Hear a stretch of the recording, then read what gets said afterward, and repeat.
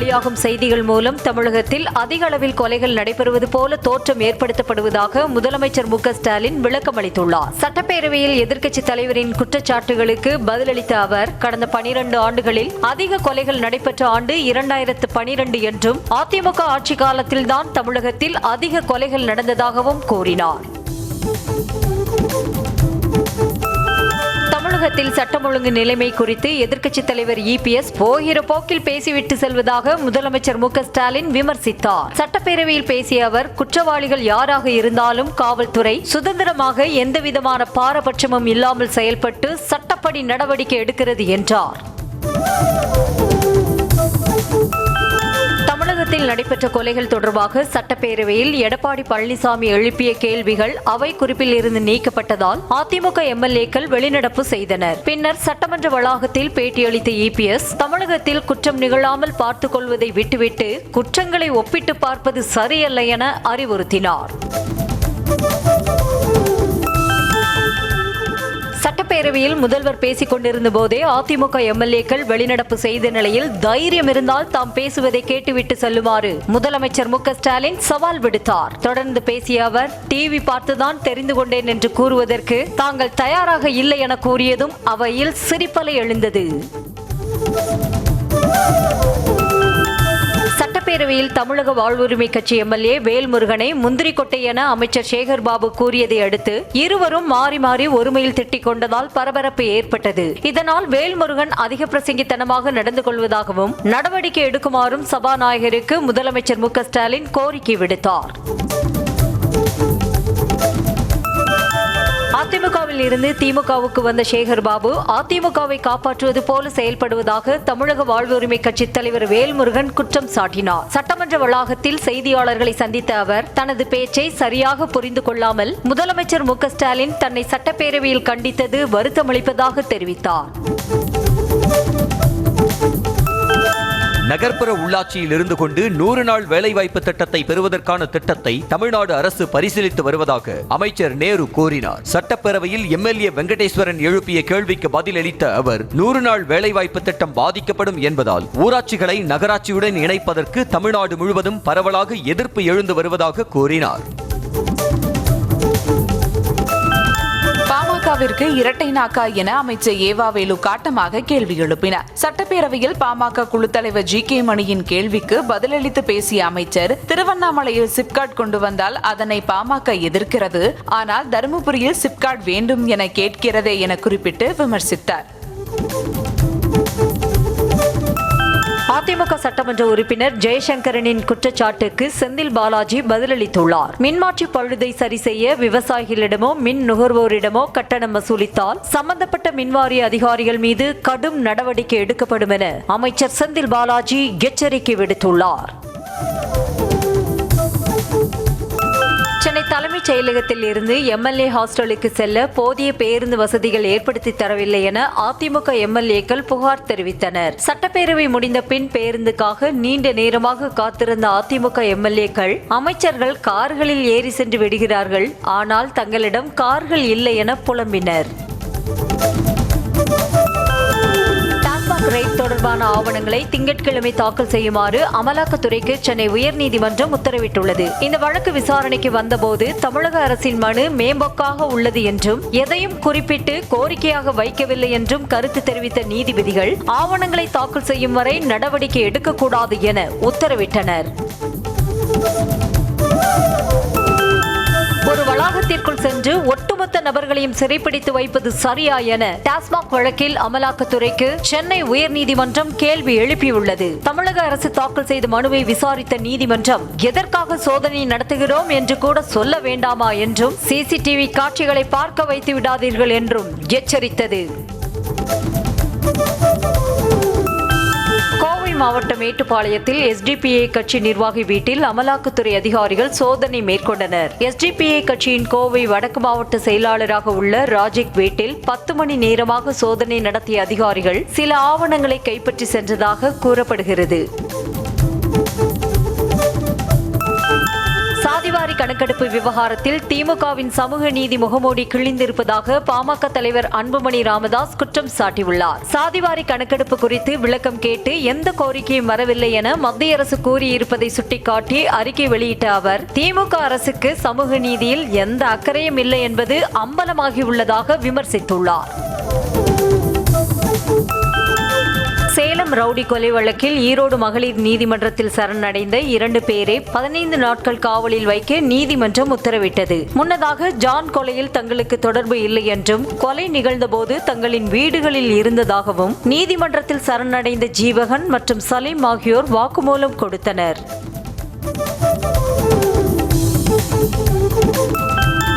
ஓய்வு பெற்ற காவல் உதவி ஆய்வாளர் ஜாகிர் ஹுசேன் படுகொலை செய்யப்பட்ட வழக்கில் நெல்லை காவல் உதவி ஆணையர் சஸ்பெண்ட் செய்யப்பட்டார். உயிருக்கு ஆபத்து இருப்பதாக ஜாகிர் ஹுசேன் கொடுத்த மனு மீது நடவடிக்கை எடுக்கவில்லை என நெல்லை டவுன் காவல் ஆய்வாளர் கோபாலகிருஷ்ணன் பணியிடை நீக்கம் செய்யப்பட்டதை தொடர்ந்து காவல் உதவி ஆணையர் செந்தில்குமாரும் சஸ்பெண்ட் செய்யப்பட்டார். தமிழகத்தில் வெயில் சுட்டெரித்து வரும் நிலையில் அடுத்த 5 நாட்களில் ஓரிரு இடங்களில் லேசான மழை பெய்யக்கூடும் என சென்னை வானிலை ஆய்வு மையம் கணித்துள்ளது. சென்னையை பொறுத்தவரை அதிகபட்ச வெப்பநிலை 34 முதல் 35 டிகிரி செல்சியஸை ஒட்டியும், குறைந்தபட்ச வெப்பநிலை 26 டிகிரி செல்சியஸை ஒட்டியும் இருக்கக்கூடும். இந்தியாவில் அடுத்த ஆண்டு மார்ச் 31ஆம் தேதிக்குள் நக்சலைட்டுகள் முற்றிலுமாக ஒழித்து கட்டப்படுவார்கள் என மத்திய உள்துறை அமைச்சர் அமித்ஷா உறுதிபட தெரிவித்துள்ளார். அவர் வெளியிட்டுள்ள எக்ஸ் தள பதிவில், நக்சலைட்டுகளுக்கு மத்திய பாஜக கூட்டணி அரசு நிச்சயமாக இரக்கம் காட்டாது என அவர் திட்டவட்டமாக தெரிவித்துள்ளார். தனது தளத்தில் வெளியாகும் கண்டென்ட்களை ஐடி விதிகளின் பெயரால் இந்திய அரசு முடக்குவதாக கூறி எக்ஸ் சமூக வலைதள நிறுவனம் கர்நாடக உயர்நீதிமன்றத்தில் வழக்கு தொடர்ந்துள்ளது. சரியான சட்ட வழிமுறைகளை மீறி கண்டென்ட்களை மத்திய அரசு அதிகாரிகள் தடை செய்து வருவதாகவும், ஐடி சட்டங்களின் கீழ் எக்ஸ் போன்ற செயலிகளுக்கு இருக்கும் பாதுகாப்பை இது கேள்விக்குறியாக மாற்றுவதாகவும் குற்றம் சாட்டப்பட்டுள்ளது. மக்களவை தொகுதி மறுவரையறை குறித்து சந்தேகங்களுக்கு பதிலளிக்காமல் மத்திய பாஜக கூட்டணி அரசு எதிர்க்கட்சிகளை குழப்பி வருவதாக திமுக எம்பி கனிமொழி குற்றம் சாட்டினார். நாடாளுமன்ற வளாகத்தில் செய்தியாளர்களிடம் பேசிய அவர், மக்கள் தொகை கட்டுப்பாட்டை வெற்றிகரமாக நடத்திய மாநிலங்கள் பாதிக்காத வகையில் தொகுதி மறுவரையறை இருக்க வேண்டும் என வலியுறுத்தினார். மக்களவை தொகுதி மறுவரையறை பிரச்சனையில் தமிழ்நாட்டிற்கு முழு ஆதரவு கொடுப்பதாக சமாஜ்வாதி கட்சித் தலைவர் அகிலேஷ் யாதவ் தெரிவித்திருக்கிறார். இது தொடர்பாக செய்தியாளர்களிடம் பேசிய அவர், தொகுதி மறுவரை செய்வதற்கு முன்பாக பாஜக கூட்டணி அரசு முதலில் மக்கள் தொகை மற்றும் சாதிவாரி கணக்கெடுப்பை நடத்த வேண்டும் என வலியுறுத்தினார். கர்நாடக மாநிலத்தில் மீண்டும் மின்கட்டணம் உயர்த்தப்பட்டுள்ளது. ஒரு யூனிட்டிற்கு 36 காசுகள் உயர்த்தி கர்நாடக மாநில அரசு அறிவித்துள்ளது. இதில் 200 யூனிட் இலவச மின்சார திட்ட பயனாளிகளுக்கு எந்த பாதிப்பும் இல்லை என்றும், பென்ஷன், பணிக்கொடை செலவுகளுக்காக மின்சார கட்டணம் உயர்த்தப்பட்டுள்ளதாகவும் தெரிவிக்கப்பட்டுள்ளது. மகாராஷ்டிராவில் மறைந்த நடிகர் சுஷாந்த் சிங்கின் மேலாளர் திஷா சலியன் 14வது மாடியில் இருந்து விழுந்து உயிரிழந்த வழக்கில் திடீர் திருப்பம் ஏற்பட்டுள்ளது. இதில் திஷா சலியன் கூட்டு பாலியல் வன்கொடுமை செய்யப்பட்டு கொல்லப்பட்டதாகவும், முன்னாள் அமைச்சர் ஆதித்ய தாக்கரேவே இதற்கு காரணம் எனவும் அவரது தந்தை பகீர் குற்றச்சாட்டை வைத்துள்ளார். பாலியல் வன்கொடுமை வழக்கில் அலகாபாத் உயர்நீதிமன்றம் வழங்கிய தீர்ப்பு அதிர்ச்சியை ஏற்படுத்தியுள்ளது. பெண்களின் மார்பகங்களை அழுத்துவது பாலியல் வன்கொடுமை முயற்சி ஆகாது என அலகாபாத் உயர்நீதிமன்ற நீதிபதி ராம் மனோகர் நாராயண் மிஸ்ரா அளித்துள்ள தீர்ப்பு சர்ச்சையை ஏற்படுத்தியுள்ளது. உடல்நலம் குன்றியதால் ரத்து செய்யப்பட்ட தனது தந்தையின் விமான டிக்கெட்டுக்கான பணத்தை திருப்பி கொடுக்கவில்லை என ஏர் இந்தியா நிறுவனத்தை நடிகை லிசாரே கடுமையாக விமர்சித்துள்ளார். முறையான மெடிக்கல் சர்டிபிகேட் கொடுத்தும் கட்டணத்தை திருப்பி வழங்கவில்லை என்று கூறிய அவர், இதுதான் பயணிகளின் நலன் மீது ஏர் இந்தியா காட்டும் அக்கறையா என இணையத்தில் கொந்தளித்துள்ளார். கர்நாடக மாநிலம் பெங்களூருவில் நடத்தையில் சந்தேகம் ஏற்பட்டு காதல் மனைவியை கணவர் சப்பாத்தி கட்டையால் அடித்து கொன்ற சம்பவம் அதிர்ச்சியை ஏற்படுத்தியுள்ளது. கணவர் பாபுவின் சித்திரவதைகள் தாங்காமல் தாய் வீட்டிற்கு சென்ற அனிதாவை சமாதானம் பேசி இரு குடும்பத்தாரும் சேர்த்து வைத்த நிலையில் மீண்டும் தகராறு ஏற்பட்டு தாக்கியதில் அனிதா உயிரிழந்தார். மதுரையில் 5 நாட்களுக்கு முன்பு காணாமல் போன பெண் கால்வாயில் இருந்து சடலமாக மீட்கப்பட்ட நிலையில் அவரது ஆண் நண்பரை போலீசார் கைது செய்தனர். அவரின் ஆண் நண்பரான டாக்ஸி ஓட்டுநர் ஆசிப் என்பவன் கோமலை காரில் அழைத்து சென்றதும் அப்போது ஏற்பட்ட வாக்குவாதம் முற்றியதில் கழுத்தை நெரித்து கொலை செய்து கல்லை கட்டி கால்வாயில் வீசியதும் விசாரணையில் தெரிய வந்தது. தமிழ் என்று கூறும் திமுகவினர் தமிழுக்காக என்ன செய்தார்கள் என ராணிப்பேட்டை மாவட்டம் ரத்னகிரியில் பாஜக மூத்த தலைவர் தமிழிசை சவுந்தரராஜன் கேள்வி எழுப்பியிருக்கிறார். மேலும் மத்திய அரசால் இதுவரை அறிவிக்கப்படாத தொகுதி மறுசீரமைப்பு குறித்து தமிழக அரசு பேசி வருவது ஏன் என்றும் அவர் கேள்வி எழுப்பினார். தமிழகத்தில் உள்ள 8 போக்குவரத்து கழகங்களில் காலியாக உள்ள 3274 ஓட்டுநர் மற்றும் நடத்துனர் பணியிடங்களை நிரப்புவதற்கான அறிவிப்பு வெளியிடப்பட்டுள்ளது. இந்த வேலைவாய்ப்புக்கு ஆர்வமுள்ளவர்கள் வெள்ளிக்கிழமை முதல் ஏப்ரல் 21ஆம் தேதி வரை விண்ணப்பிக்கலாம் என போக்குவரத்து துறை அறிவித்துள்ளது. திருவள்ளூரில் அமைந்துள்ள அமேசான் மற்றும் பிளிப்கார்ட் நிறுவனங்களின் சேமிப்பு கிடங்குகளில் இந்திய தர நிர்ணய ஆணைய அதிகாரிகள் திடீர் சோதனை மேற்கொண்டனர். அப்போது தர சான்று இல்லாமல் டெலிவரிக்கு வைக்கப்பட்டிருந்த டயாப்பர், எக்கு பாட்டில், சீலிங் ஃபேன் உள்ளிட்ட 36 லட்சம் ரூபாய் மதிப்புடைய 3376 பொருட்களை பறிமுதல் செய்தனர். நடிகர் வடிவேலுவுக்கு சொந்தமான இடத்தில் குப்பைகளை பேரூராட்சி நிர்வாகம் கொட்டுவதாக அவரது உதவியாளர்கள் புகார் தெரிவித்துள்ளனர். சிவகங்கை மாவட்டம் திருப்புவனத்தில் வடிவேலுவுக்கு இருக்கும் 1 ஏக்கர் விவசாய நிலத்தில் தெருக்களில் சேகரிக்கப்படும் குப்பைகளை பேரூராட்சி நிர்வாகம் கடந்த 6 மாத காலமாக கொட்டி வருவதாக கூறப்படுகிறது. கைதி ஞானசேகரனை தியாகராய நகர் திருட்டு வழக்கில் வருகின்ற 3ஆம் தேதி வரை நீதிமன்ற காவலில் வைக்க சைதாப்பேட்டை நீதிமன்றம் உத்தரவிட்டுள்ளது. 2013ஆம் ஆண்டு தியாகராய நகர் காவல் நிலையத்தில் ஞானசேகரன் மீது திருட்டு வழக்கு போடப்பட்டது கண்டுபிடிக்கப்பட்டது. இவ்வழக்கு குறித்து விசாரிக்க போலீஸ் காவல் கேட்டு மனு தாக்கல் செய்யப்பட்டது. வழக்கில் சிபிசிஐடி குற்றப்பத்திரிகையில் இடம்பெற்றுள்ள 3 பேரையும் விடுவிக்க கோரிய மனு மீதான விசாரணை ஏப்ரல் 3ஆம் தேதிக்கு ஒத்திவைக்கப்பட்டது. இந்த வழக்கு விசாரணைக்கு வந்தபோது வழக்கறிஞர்களுடன் ஆஜரான 3 பேரும் மனித கழிவு கலந்த விவகாரத்தில் தங்களுக்கு எந்த தொடர்பும் இல்லை என்றும் தங்களை விடுவிக்க வேண்டுமெனவும் கூறி மனு தாக்கல் செய்தனர். திருப்பத்தூரில் ஆளும் கட்சி நகர்மன்ற தலைவரை எதிர்த்து ஆளும் கட்சி கவுன்சிலர்களை வெளிநடப்பு செய்தனர். தங்கள் வார்டுக்குட்பட்ட பகுதியில் எந்த அடிப்படை வசதிகளையும் செய்து கொடுக்காத அதிகாரிகளை நகர்மன்ற தலைவர் கண்டுகொள்வதில்லை என அவர்கள் குற்றம் சாட்டினர். அமைச்சர் பொன்முடி மீது சேறு வீசியதாக கைது செய்யப்பட்டவருக்கு ஜாமீன் வழங்கி உயர்நீதிமன்றம் உத்தரவிட்டிருக்கிறது. கடந்த ஆண்டு ஏற்பட்ட பெஞ்சல் புயலின் வெள்ள பாதிப்பிற்கு உரிய நிவாரணம் வழங்க கோரி இருவேல்பட்டு கிராம மக்கள் போராட்டத்தில் ஈடுபட்டனர். அவர்களிடம் பேச்சுவார்த்தையில் ஈடுபட சென்ற அமைச்சர் பொன்முடி மீது சேறு வீசப்பட்டது. திருச்செந்தூர் இடையே ரயில் பாதை பராமரிப்பு பணி நடைபெறுவதால் இந்த வழித்தடத்தில் அடுத்த 25 நாட்களுக்கு ரயில் சேவை ரத்து செய்யப்படுவதாக தெற்கு ரயில்வே தெரிவித்துள்ளது. மாலை 4:30 மணிக்கு இயக்கப்படும் பயணிகள் ரயிலும் மறுமார்க்கத்தில் காலை 10:10 மணிக்கு இயக்கப்படும் பயணிகள் ரயிலும் ஏப்ரல் 13ஆம் தேதி வரை ரத்து செய்யப்படுகிறது. குமரி மாவட்டம் இரணியல் அருகே ரயில் தண்டவாளத்தில் கான்கிரீட் கற்கள் இருப்பதை கண்டு லோகோ பைலட் ரயிலை நிறுத்தியதால் அசம்பாவிதம் தவிர்க்கப்பட்டது. தொடர்ந்து சம்பவ இடத்திற்கு வந்த ரயில்வே அதிகாரிகள் மற்றும் போலீசார் கற்களை அகற்றிய நிலையில் தண்டவாளத்தில் கற்களை வைத்தவர்கள் குறித்து விசாரணை நடந்து வருகிறது. திருவள்ளூர் மாவட்டம் திருத்தணியில் படிக்கட்டில் தொங்கியபடியே சென்றதை நடத்துனர் மற்றும் ஓட்டுநர் கண்டித்த ஆத்திரத்தில் மாணவர்கள் கல்வீசி தாக்குதல் நடத்திய சம்பவம் அதிர்ச்சியை ஏற்படுத்தியுள்ளது. சம்பவ இடத்திற்கு சென்ற திருத்தணி போலீசார் பேருந்தின் கண்ணாடியை உடைத்த மாணவர்கள் குறித்து விசாரணை மேற்கொண்டு வருகின்றனர். புதுக்கோட்டை மாவட்டம் விராலிமலை அருகே சாலையோர பள்ளத்தில் இறங்கி அரசு பேருந்து விபத்துக்குள்ளானதில் 19 பேர் காயமடைந்தனர். ஆவாரங்குடிப்பட்டி என்ற இடத்தின் அருகே சென்று கொண்டிருந்த போது பேருந்து ஓட்டுநரின் கட்டுப்பாட்டை இழந்து சாலையோர பள்ளத்தில் இறங்கி கற்கள் மீது ஏறி நின்றது. மாவட்டம் சேத்தியாத்தோப்பு அருகே கூடுதல் விலைக்கு மதுபானம் விற்பனை செய்யப்படுவதாக வெளியான வீடியோ வைரலான நிலையில் விற்பனையாளரை சஸ்பெண்ட் செய்து நடவடிக்கை எடுக்கப்பட்டுள்ளது. ஆதனூர் கிராமத்தில் அமைந்துள்ள அரசு டாஸ்மாக் கடையில் மது பாட்டிலுக்கு 10 ரூபாய் அதிகமாக வசூலிக்கப்படுவதாக வாடிக்கையாளர் ஒருவர் வீடியோ வெளியிட்டார். சென்னை காசிமேடு அண்ணா நகர் பகுதியில் அதிகாலை முதலே கள்ளச்சந்தையில் கூடுதல் விலைக்கு மது பாட்டில்களை பெண் ஒருவர் விற்பனை செய்யும் வீடியோ வெளியாகியுள்ளது. இதையடுத்து காவல் அதிகாரிகள் உடனடியாக ஆய்வு நடத்தி நடவடிக்கை எடுக்க வேண்டும் என அப்பகுதி மக்கள் கோரிக்கை விடுத்துள்ளனர். தோஸ்த் வாகனத்தில் ரகசிய அறை அமைத்து நூதன முறையில் கடத்தி வரப்பட்ட 1 லட்சம் ரூபாய் மதிப்பிலான புதுச்சேரி பாட்டில்களை மத்திய நுண்ணறிவு பிரிவு போலீசார் திண்டிவனம் அருகே பறிமுதல் செய்தனர். அதன் ஓட்டுநரான மரக்காணத்தைச் சேர்ந்த ஐயப்பன் என்பவரை கைது செய்ததோடு தோஸ்த் வாகனத்தையும் பறிமுதல் செய்தனர். ஆந்திராவிலிருந்து மதுரைக்கு சொகுசு காரில் கடத்திச் செல்லப்பட்ட 50 லட்சம் மதிப்பிலான 103 கிலோ கஞ்சாவை செங்கல்பட்டு மாவட்டம் அனகாபுத்தூரில் போலீசார் பறிமுதல் செய்தனர். கஞ்சா கடத்தி வந்த இருவரை கைது செய்ததோடு அவர்களது கார் மற்றும் செல்போன்களையும் பறிமுதல் செய்தனர்.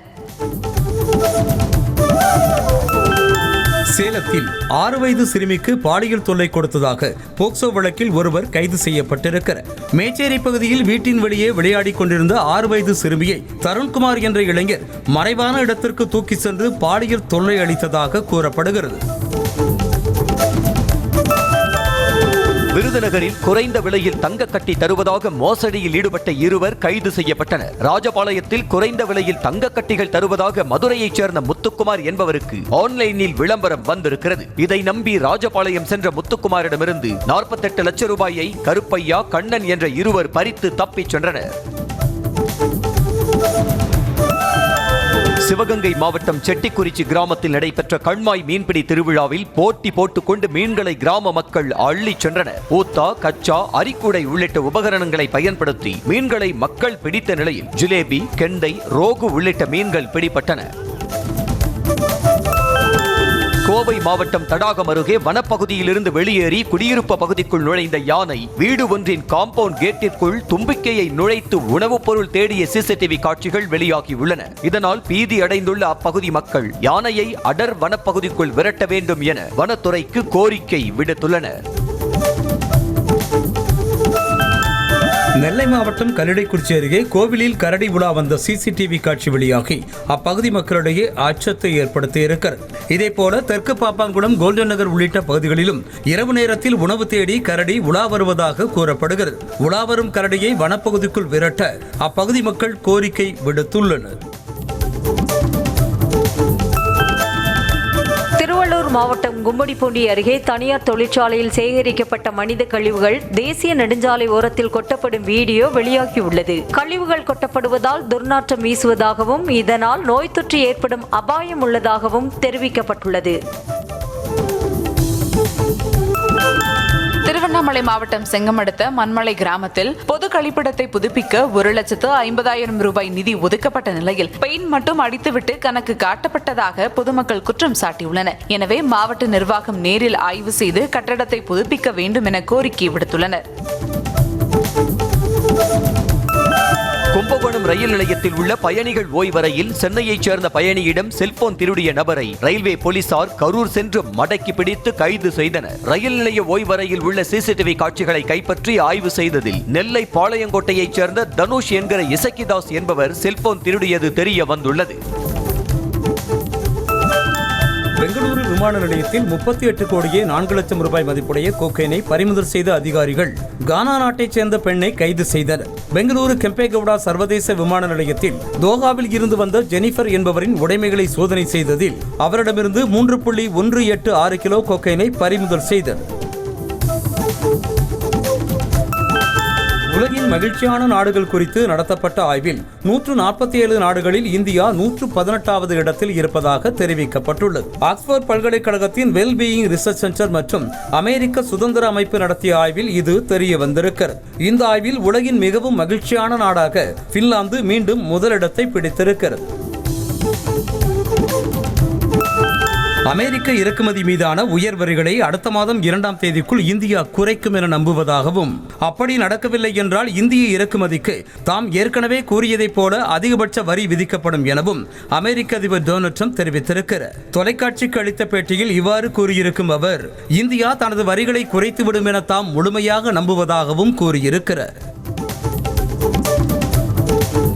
ஹமாஸ் அமைப்புடன் தொடர்பு இருப்பதாக கூறி அமெரிக்காவில் இந்திய மாணவர் கைது செய்யப்பட்டுள்ளார். வாஷிங்டன் ஜார்ஜ்டவுன் பல்கலைக்கழக ஆராய்ச்சியாளரான இந்திய நாட்டை சேர்ந்த பதர்கான் சூரி ஹமாஸுடன் தொடர்பு வைத்திருந்ததாக குற்றம் சாட்டப்பட்டு வெர்ஜீனியாவில் உள்ள அவரது வீட்டில் வைத்து கைது செய்யப்பட்டார்.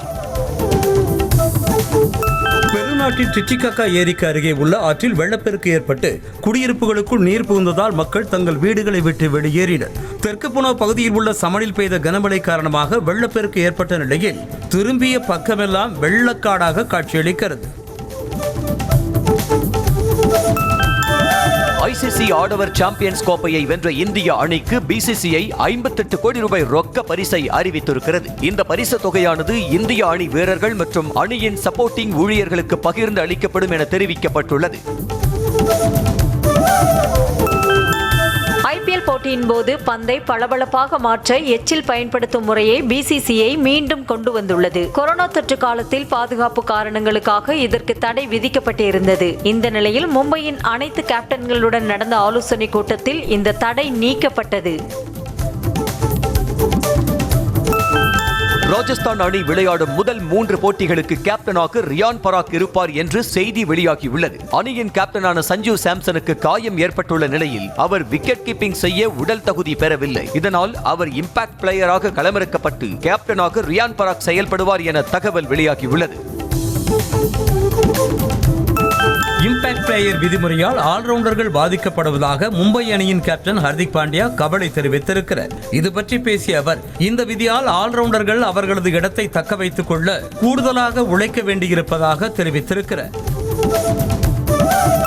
ஈசாலா கப் நமதே என்ற வார்த்தையை சொல்லி சொல்லி சோர்வடைந்து விட்டதாக ஆர்சிபி அணியின் முன்னாள் வீரர் ஏபி டி வில்லியர்ஸ் வருத்தம் தெரிவித்துள்ளார். இது பற்றி பேசிய அவர், விராட் கோலியிடம் ஈசாலா கப் நமதே என்று கூறியதாகவும் அதற்கு விராட் கோலி தயவு செய்து இப்போது வேண்டாம், அதை நிறுத்துங்கள் என்று மெசேஜ் செய்ததாகவும் கூறினார். சூதாட்ட செயலி விளம்பரத்தில் நடித்ததுடன் சூதாட்டத்தை ஊக்குவித்ததாக தெலுங்கு திரையுலகை சேர்ந்த பிரபலங்கள் மீது போலீசார் வழக்கு பதிவு செய்தனர். அதன்படி நடிகர்கள் பிரகாஷ் ராஜ், விஜய் தேவரகொண்டா, ராணா டகுபதி, நடிகைகள் நித்தி அகர்வால், மஞ்சுலட்சுமி உள்ளிட்டோர் மீது எஃப்ஐஆர் பதிவு செய்யப்பட்டுள்ளது. இளையராஜாவிற்கு திரைப்பட இயக்குநர்கள் வாழ்த்து தெரிவித்திருக்கின்றனர். 34 நாட்களில் சிம்பொனி எழுதி அதை லண்டனில் அரங்கேற்றம் செய்து சாதனை படைத்த இசையமைப்பாளர் இளையராஜாவை திரைப்பட இயக்குநர்கள் சங்க தலைவர் RV உதயகுமார், செயலாளர் பேரரசு, நிர்வாகிகள் P Vasu, KS Ravikumar, Pepsi தலைவர் RK செல்வமணி ஆகியோர் நேரில் சந்தித்து வாழ்த்து தெரிவித்துள்ளனர். ரக்கட் ஸ்மார்ட் போன் பிரியர்களை கவர்ந்திழுக்கும் விதமாக ஓப்போ F29 ஸ்மார்ட் போன் இந்தியாவில் அறிமுகம் செய்யப்பட்டுள்ளது. 360 degree armour body, IP66 rating, water resistant, 45 what super வூக் charging கொண்ட 6500 mAh பேட்டரி போன்ற பல அம்சங்களை கொண்ட இந்த போனின் ஆரம்ப விலை 23,999 ரூபாய் என நிர்ணயம் செய்யப்பட்டுள்ளது.